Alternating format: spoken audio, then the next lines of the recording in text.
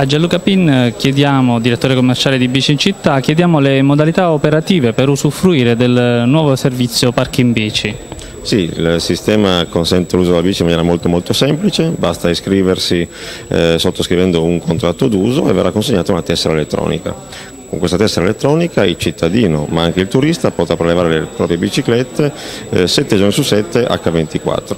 Per i residenti le prime 2 ore di utilizzo consecutivo sono gratuite, per il turista abbiamo formule weekend, formule settimanali a prezzi davvero molto interessanti. I costi andranno quindi da? Parliamo per l'abbonamento residente annuale, per un abbonamento di 30 euro che avrà precaricate 10 euro di traffico, diciamo così, e 5 euro di assicurazione RCT. Per quanto invece riguarda il turista avrà una formula weekend a 12 euro, compreso 4 ore giornaliere di utilizzo di bicicletta, e per la tariffa settimanale parliamo di 20 euro la settimana. Un'ultima domanda: dove è possibile attualmente iscriversi e ritirare la scheda?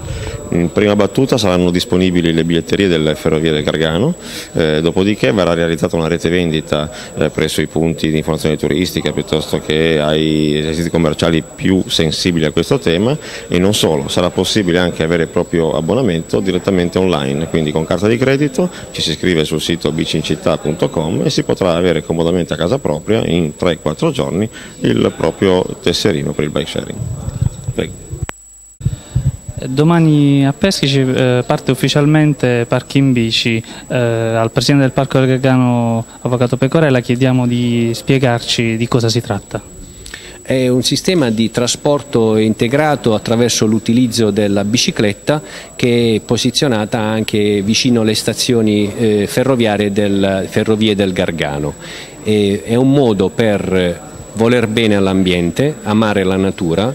Pedalare fa meglio che spostarsi con una macchina che inquina, e noi abbiamo la necessità di tanti turisti che abbiano a disposizione una bicicletta per potersi spostare anche non soltanto sulla fascia costiera dei 4 comuni che saranno interessati dal progetto, che sono Vieste, Peschici, Rodi, Ischitella e Vico del Gargano, ma abbiamo bisogno anche che i cittadini di questi comuni incomincino ad utilizzare la bicicletta per gli spostamenti anche all'interno del proprio comune. Ecco, non solo turisti quindi, ma anche cittadini, quindi il progetto come strumento anche di educazione all'utilizzo, anche perché ci siano sempre più bici in giro e sia più facile che il progetto sia duraturo.